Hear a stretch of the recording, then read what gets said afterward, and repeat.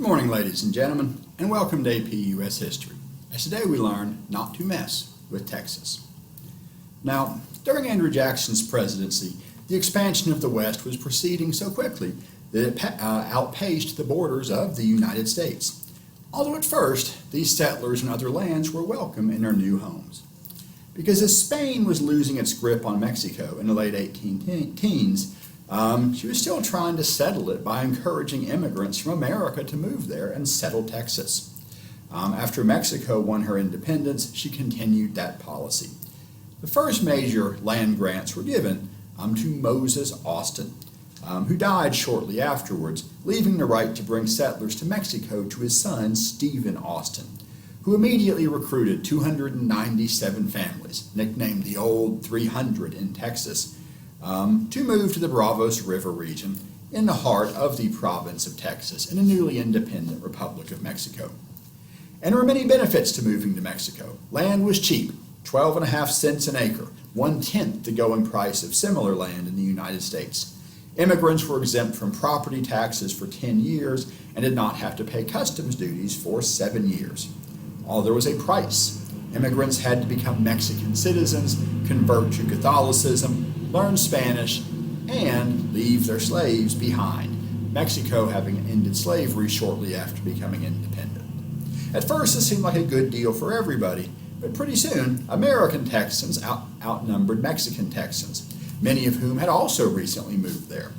And although many of these Americans in Texas accepted Mexican citizenship, most did not convert to Catholicism or adopt Spanish culture, although a few did, nor were most willing to give up slavery, having moved to Texas to grow cotton.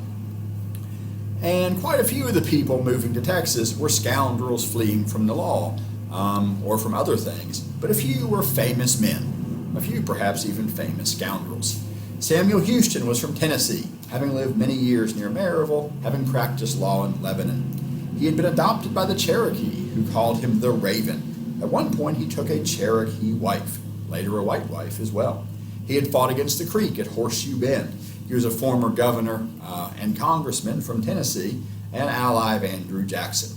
But in 1832 he arrived in Texas, leaving behind Tennessee, a divorced white wife, an abandoned Cherokee wife, and many empty bottles of liquor.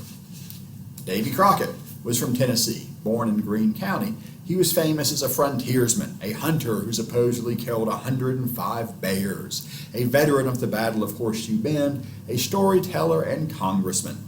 Elected to 2 separate terms in the House of Representatives, he eventually opposed Andrew Jackson, among other things, on the issue of Indian removal, and lost an election in 1835. He left Tennessee hoping to start a new political career out west, telling his constituents, "You may all go to hell, and I will go to Texas." But by this point, Mexico had changed their point of view on Texas. So many Americans had moved to Texas and not followed the rules Mexico set for them that eventually Mexico got tired of all these illegal immigrants coming in from the United States and tried to crack down, having banned immigration completely in 1830. And yet Americans continued to come to Mexico and threatened to send an army into Texas. Furthermore, Mexico is having problems in many of its other provinces. Many parts of Mexico want greater self-government, and General Antonio López de Santa Anna promised greater self-government to the various provinces of Mexico when he overthrew the Mexican government in 1832 and put one of his fellow generals in charge as the new president. But the next year, 1833, the Mexican Congress made Santa Anna himself president. And now that he was in charge, he changed his position to favor a strong central government, now that he was at the center of it. In 1834, he dissolved many state legislatures, disarmed state militias, abolished the Mexican Constitution of 1824, and many of Mexico's states rose in rebellion, including Texas. Now at first, many Texans wanted to, or at least claimed they wanted to, remain part of Mexico, even as they formed committees of safety and committees of correspondence. They flew a flag based on that of Mexico. but with the year 1824 written in the center to show they were loyal to the Constitution of 1824 that Santa Anna had recently abolished. They also quit paying their taxes.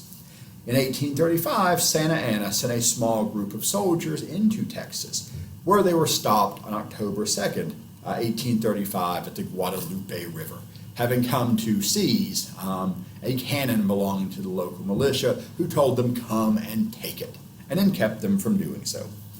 After this, Santa Anna prepared to march his army into Texas in force, leading one wing of the army himself, placing another portion under the command of General José de Urrea, while the Texans debated the possibility of declaring complete independence.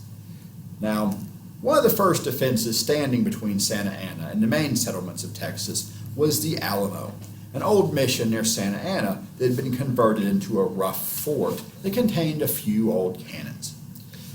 Samuel Houston, leader of the Texan army, sent Jim Bowie to remove the cannons and destroy the fort, feeling it was too small to be and lightly defended to be any good. Better to abandon it than to waste time and lives trying to hold it.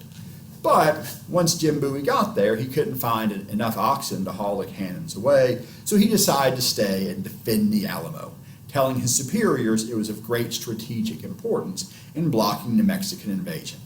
Soon he was joined by William Travis, recently arrived from America, but made an officer in the Texan army, and he brought reinforcements. Together they commanded the Alamo.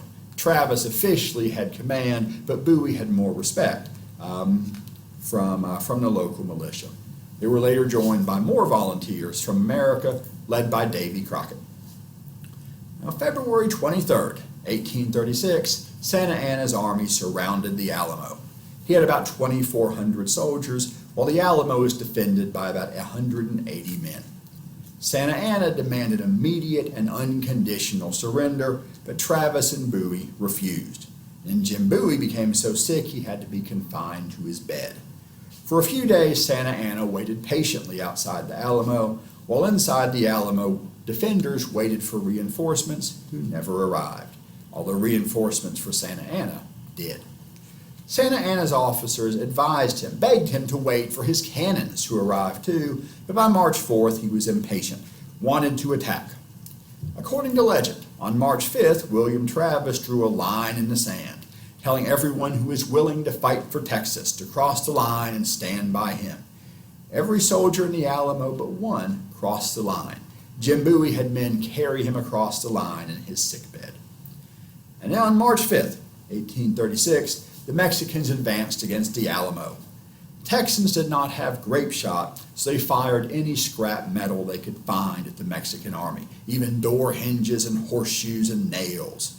The Texans held off 2 Mexican charges, but there were so many Mexicans on their third charge they made it to the walls and over them.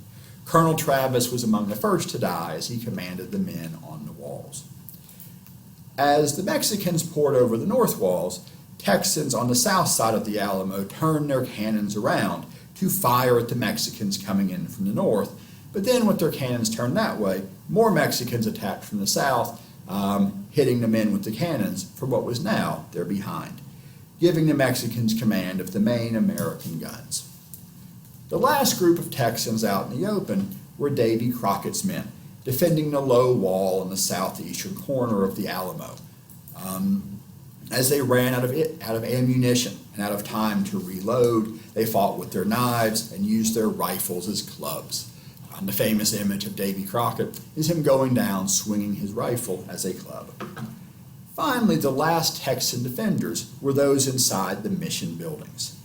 Jim Bowie was in the clinic, was bayoneted in his bed after firing a set of pistols he had loaded lying next to him, and stabbing one soldier with his Bowie knife. A very few Texans were taken prisoner, possibly including Davy Crockett, but all were executed on the orders of Santa Anna. So according to some accounts, he had been given the opportunity to be spared if they begged for mercy, but refused to do so. So every man who defended the Alamo was killed, about 180 men, but they inflicted between 400 and 600 Mexican casualties before they died.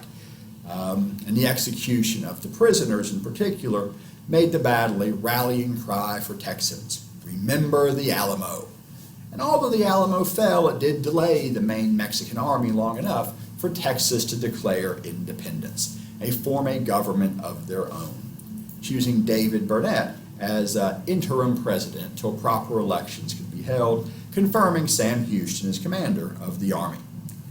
Although shortly after declaring independence, Texas suffered another defeat at Goliad. There, James Fannin and 500 men fought another delaying action, but finally surrendered. At least the 341 survivors surrendered after General de Urrea promised they would not be killed. But this was what's technically called a lie. Santa Anna had declared all rebels would be executed.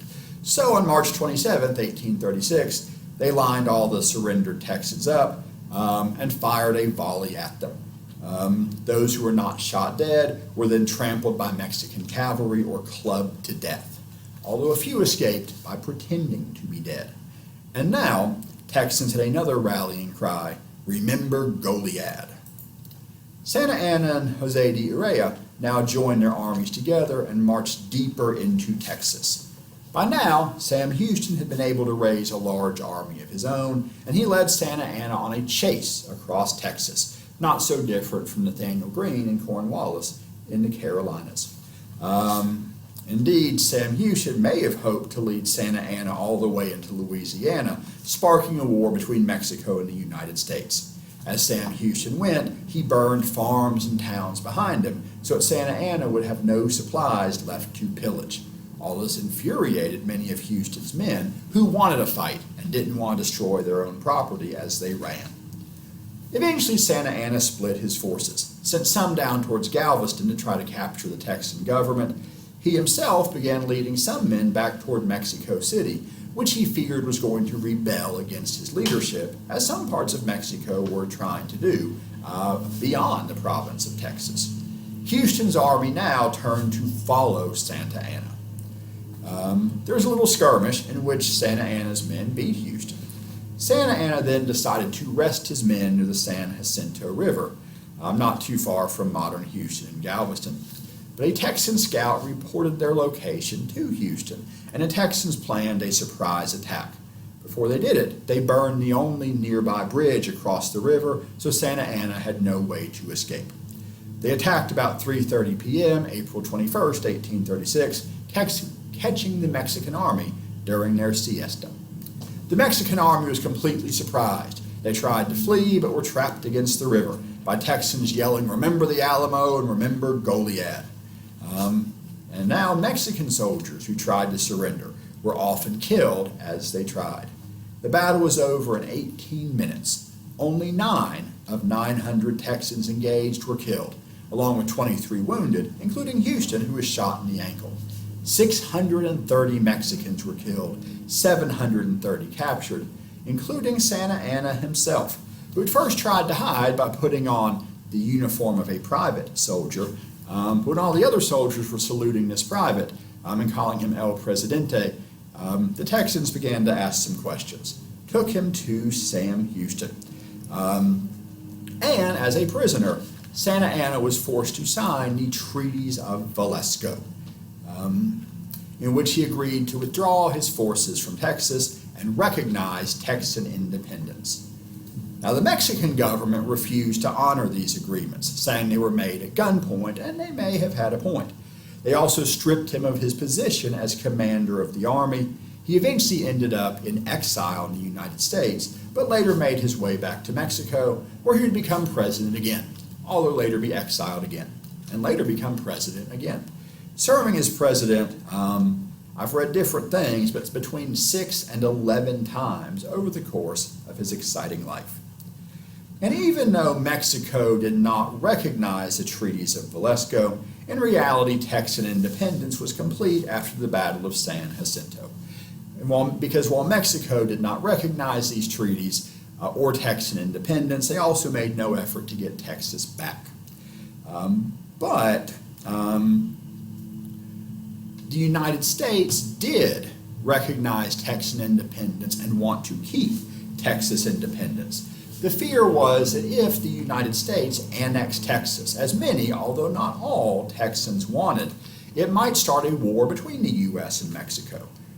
Furthermore, it might lead to controversy between northern and southern states, as so much slave-owning territory was added to the Union. And therefore, Andrew Jackson, brave as he may have been in other ways, had no stomach for digesting Texas. And so for 9 years, neither Jackson nor the next couple presidents would agree to annex Texas as a state. And so it existed as an independent republic for 9 years, with its own government, its own army, its own navy, its own foreign diplomacy, doing all the other acts and things which independent states may of right